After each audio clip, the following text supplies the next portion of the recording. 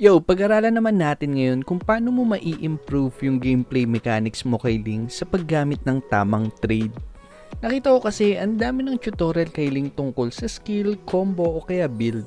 Malamang nakanood na kayo nun kaya hindi ko na siya isasama sa video na to. Magfo-focus na lang tayo kung paano mo mahihinto yung pagiging reactive at saka ano yung mga options mo pagdating sa trade. Pag-aaralan natin ngayon yung mga MPL matches nila kay LBJ, H2O at saka Lord Hades. Salamat nga pala dun sa mga nagsuggest ng video to. Ngayon, ipapaliwanag ko muna kung anong ibig sabihin ng reactive. Lagi itong nangyayari sa rank game pag wala kayong communication, wala kayong plano, o walang nagkukuman sa team nyo. Ang nangyayari, nagre-react lang kayo sa gagawin ng kalaban. Pag nakita nyo nagte-turtle yung kalaban, pupuntahan nyo yung turtle, susubukan yung agawin. Pag nakita nyo nagpupush yung kalaban, pupuntahan nyo para mag-def. O kaya pag may nakita kayong kalaban, susugurin nyo, clash kagad, kahit na wala naman kayong kukuning objective pagkatapos ng clash na yun. Ang nangyayari tuloy dito, hinahayaan nyo lang yung kalaban na magawa yung plano nila. Kasi nagre-react lang kayo dun sa plano nila. Paano mo ngayon mapipigilang maging reactive? Imbis na mag-react ka dun sa ginagawang pressure ng kalaban sa inyo, pwede kayong maghanap ng trade para kayo naman yung magbalik ng pressure sa kalaban. So ngayon, ano naman yung trade? Trade yung tawag sa pagbibigay ng objective kapalit ng ibang objective. Halimbawa, yung core ng kalaban nyo, Lance o kaya Roger, na malakas talagang kumuha ng turtle. Na i-contest mo yung turtle, pwedeng i-trade mo na lang yung turtle para sa turret. At least doon, winning trade, lamang ka pa. Kasi yung turtle, mag-i-spawn naman yan mamaya. Pero yung tore ng kalaban, hindi na yan mag-i-spawn. Lamang na kagad kayo pag nakakuha kayo ng tore. Yan yung mga trade na pag-aaralan natin ngayon para maiwasan nating maging reactive. Para pag nagliling ka tapos medyo lugi, imbis na sumugod ka lang o makipag-clash ka lang na makipag-clash, baka mas may better na option ka kaysa makipag-clash lang na makipag-clash. Baka pwede kang makipag-trade para mas lumamang kayo. O para mas makahabol yung team nyo sa pera at saka sa objective. Bago nga pala tayo magpatuloy, huwag niyong kalimutan mag-like at saka mag-subscribe kasi malaking tulong yan sa YouTube algorithm ng channel. Tapos kung meron kayong mga tips na gustong i-share o kaya may request kayong video, i-comment nyo lang sa baba. Unang example natin, yung laban ng Aura sa Signal. Balak mag-push ng Signal Ultra sa bot kaya 4 na player nila yung nilagay nila doon. Pero imbis na maging reactive yung Ling ni Lord Hades at tumulong dumepensa sa bot, naisip niya na dahil 4 yung nasa bot, wala ding didepensa sa tore sa top. Kaya ang ginawa niya, trinade niya yung isang tore sa bot kapalit ng tore sa top. Ang naging ending nito, lumamang pa sila kasi 2 yung toreng nakuha ni Lord Hades, samantalang yung Signal Ultra, 1 lang yung nakuha nila. Isipin mo kung nag-react si Lord Hades sa push na yon at sinamahan niya mag-def yung mga kasama niya. Baka pinilit pa nila yung clash tapos naubos pa sila doon. Kaya bago kayo mag-clash, isipin nyo muna yung gantong trade, baka may ganto pa kayong option. Next naman, galing din to sa same na laro. Ang ginawa naman nila dito, clash bait naman yung trinade nila sa tore. Imbis na sumama si Lord Hades sa clash dahil nakita niyang may minion sa top, ang ginawa niya, pumunta na lang siya ng top para i-push yung tore. Habang sila Rafflesia naman at si Benecutie, sinusubukan lang nilang guluhin yung kalaban para hindi kagad makapag-recall. Dahil sa trade na to, muntikan pang matapos kagad yung laban. Sayang lang kasi nakauwi kagad yung mga members ng Signal Ultra.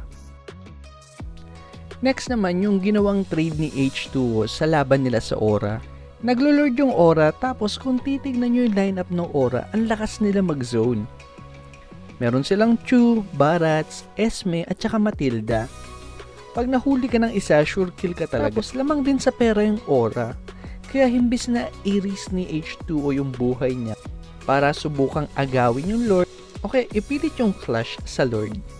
Naisipan ni H2O na i-trade na lang yung Lord para sa 2 turret ng Aura. Ang maganda pa dito, nakuha niya yung inner at saka base turret. Napakagandang trade nito kasi magiging malaki na yung mag-i-spawn na minion sa top at saka sa mid nila. So hindi na sila mahihirapan mag-clear ng wave kasi laging lamang na yung minions nila dahil sa trade na to.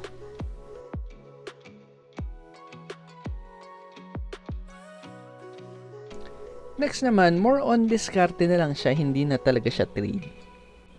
Sa laban na to, lamang na lamang sa pera yung Blacklist. Tapos may level 1 Lord pa silang kasama sa top lane. Kung sa rank game to, syempre ang mindset mo, kailangan yung depensahan yung top, lalo na kasi may Lord. Pero iba yung naisip ni H2O dito, nabasa niya na ang balak ng Blacklist. Pagkatapos nilang i-push yung top, sakto darating din yung minion sa mid. Kaya yung Torre naman sa mid yung magiging next target nila. Dahil nabasa ni H2O yung balak ng Blacklist, ang ginawa niya, hinarang niya kagad yung minion sa mid. Ang maganda dito, nakakuha pa siya ng Torre. Pero kung iisipin mo, hindi naman talaga magandang trade yung base turret nila sa top, kapalit lang ng outer turret sa mid. Medyo luging-lugi sila dun. Pero dahil sa ginawa niyang pagkakat ng lane at saka pag-push ng Torre, napigilan niyang mabasag yung base turret nila sa mid. Kaya hindi na rin masama. Isa pang magandang example ng pagkakat ng lane pag gamit mo si Ling ay yung ginawa ni Lord Hades sa laban na to. Gusto na sanang tapusin ng Signal Ultra yung laban kasi lamang na sila, napatay nila si JP, 4 versus 5 na yung laban at saka wala na ding Torre yung aura. Kung sa rank game nangyari to, malamang clash na kagad to, tas bahala na kung manalo o matalo ka. Pero nakaisip ng magandang solusyon si Lord Hades. Ang ginawa niya, dumaan siya sa gilid,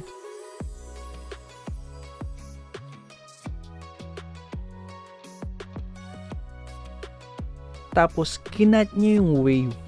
Ang nangyari, hindi nakapush yung Signal Ultra kasi wala silang minions. Napilitan na lang sila mag-back. Nakapag-buy time patuloy si Hades para makahanap pa sila ng mas magandang opportunity para manalo pa sa laban na to. Kung gusto nyo nga pala ng mas maayos na explanation tungkol sa pagkakat ng lane at kung kailan ka pwede mag-cut ng lane, may video din akong ginawa dyan. Check nyo na lang. Kaya pag nalulugi kayo tuwing gamit nyo si Lin, bago nyo maisipang bahala na, crush na lang, isipin nyo muna yung mga trade na to. Baka may mas better option na kayo kaysa sa bahala na, clash na lang. Pero kung matigas talaga yung ulo mo tapos clash lang talaga yung gusto mo, itry mo na lang yung laging ginagawa ni Kale VJ pagka ginagamit niya yung Lin. Ang nangyari, tumatambay lang siya sa wall. Hindi porke may clash, sumusugod na kagad siya. Ang ginagawa niya, naghihintay lang muna siya na maging low yung mga kalaban. Saka siya susugod para siya na lang yung mag-clean up. Yung ibang link kasi dyan, makakita lang ng kalaban, combo na kagad. Ang nangyayari, sila patuloy yung namamatay sa clash. Kaya bago ka mag-suicide attempt, pag-isipan mo muna yung next move mo. Kasi marami ka pa naman talagang option, hindi lang yung puro clash. Yun na lang muna sa ngayon. Salamat sa panonood.